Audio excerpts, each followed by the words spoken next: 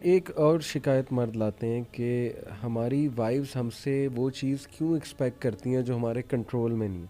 मिसाल के तौर पे आप उसकी मदर की शिकायत उससे लगा रही हैं जो उसके कंट्रोल, कुछ चीज़ें कंट्रोल में, कुछ चीज़ें उसके कंट्रोल से बाहर है।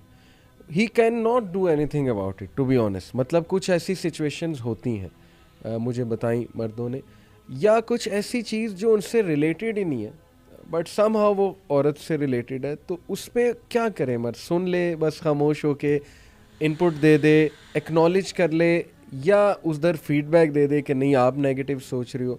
वो कहते हैं कि हम फीडबैक देते हैं तो उल्टा हम पे पड़ जाता है कि इन्होंने मेरी बात सुनी भी नहीं, एक्नॉलेज भी नहीं की।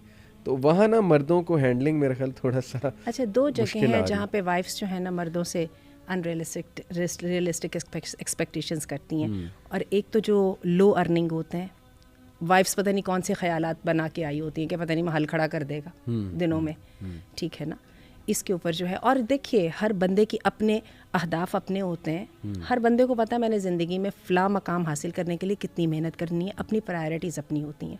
एक वाइफ के साथ होने का मतलब ये नहीं कि वो अपनी इंडिविजुअलिटी खो बैठा है। तो इस पर तो वाइफ को उसके मुताबिक ही चलना पड़ेगा, जितना जितना वो करना चाहता है और जितना जितना वो करने के काबिल है। सही। दूसरी बात आपने ये जो माँ वाली बात कही है, बड़ी समझ आती है।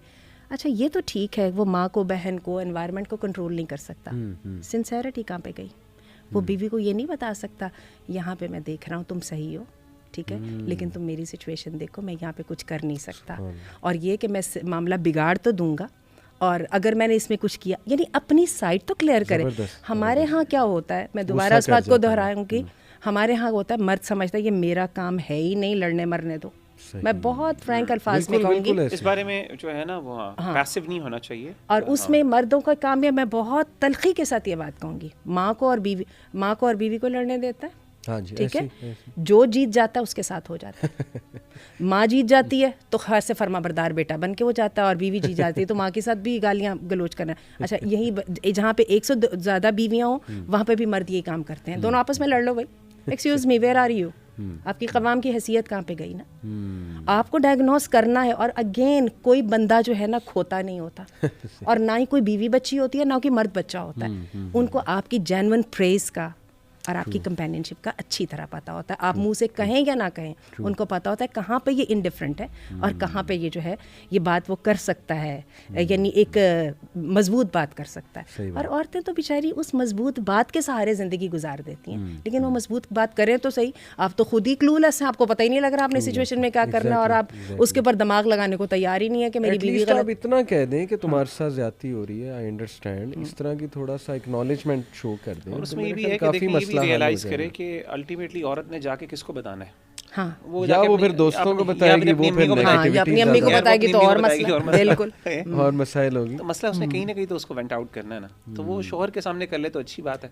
लेकिन वो कहते हैं कि रेपिटेटिव वेंट आउट तो हर वक्त करना, वो फिर उसकी वक्त भी खत्म हो जाती है। वही वाली बात है कि मर्द को यहीं पे वही वाली बात है, बड़ा बनने की जरूरत है। बच्चा भी तो आता है ना उसके सामने, अगेन मैं इक्वेट नहीं कर रहा बच्चे के साथ, लेकिन वहाँ भी तो बर्दाश्त करता है। दूसरी बात ये है कि उसको समझाना, उसको प्यार से, उसको जो है ना उसकी उस इमोशनल जो स्टेट को चैनल करना, आखिर भी मर्द की जिम्मेदारी है। और मैं समझता हूँ कि मर्द कर सकता है, और जहाँ पे औरत अगर नहीं है तो वहाँ पे शरीयत उसको बाउंड भी नहीं करती, और अखलाकी दुनिया का कोई निज़ाम उसको बाउंड नहीं करता कि वो उस तरीके से उसके साथ सिंपथाइज भी करे।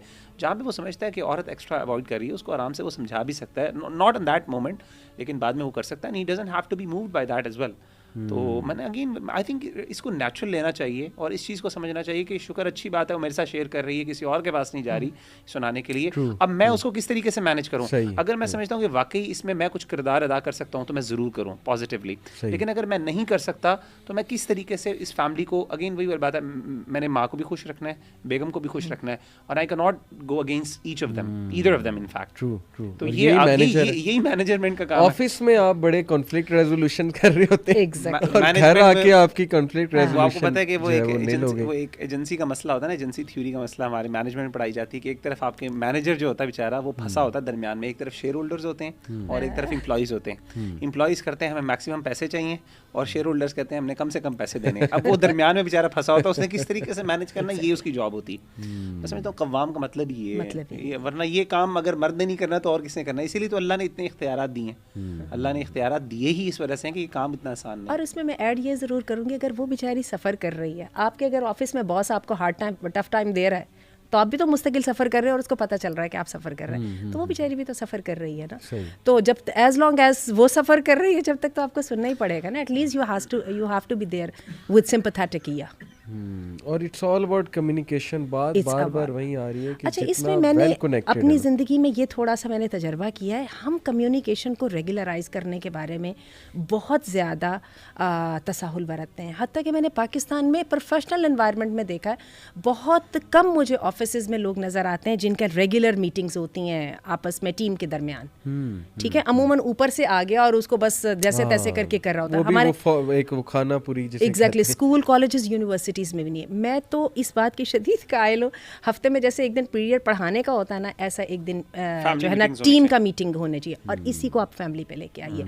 और मैंने देखा ये इन मीटिंग्स का इस कदर फ़ायदा होता है, मैं आपको क्या बताऊं। उस फैमिली मीटिंग के अंदर मैंने देखा है आपको क्रिटिसिज्म नहीं लगता, क्योंकि वो सही अल्फाज के साथ किया जा रहा होता है।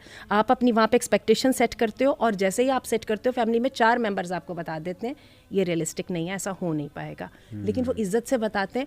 और दूसरी बात ये है कि जब अगली मीटिंग होनी है तो उसमें आप जो है ना रिजल्ट्स लेके बैठे होते हो कि आपने तो ये कहा था कि मैं ये करूँगी या करूँगा, और आपने इसको किया नहीं, तो नए सिरे से ऑब्जेक्टिव सेट होते हैं। तो ये मैंने इसका बहुत फ़ायदा देखा, और मैं इसमें थोड़ी अब्दुल अलीम को भी जज़ाकल्लाह कहूँगी कि इन्होंने जब से हमारे घर में वो अजान क्लॉक सेट किया और आप देखिए कि मस्जिदों में कम्युनिटी इसी तरह बनती है, जो 5 वक्त नमाज पढ़ने जाते हैं वो अपनी कम्युनिटी बना लेते हैं। हमारे घर में जिस दिन से नमाज अच्छी हुई है उस दिन से आप यकीन कीजिए कि हमारी फैमिली जो है ना वो रोज़ाना के 5 से 20 मिनट एक दूसरे के साथ क्वालिटी टाइम गुजारती है। नमाज पढ़ के बैठे होते हैं, तकवा भी दिल में होता है, उस वक्त में एक दूसरे को कह भी लिया जाता है और एक अपनी माजरत भी कर ली जाती है। क्या बात है, क्या बात है, अमेजिंग, माशाल्लाह।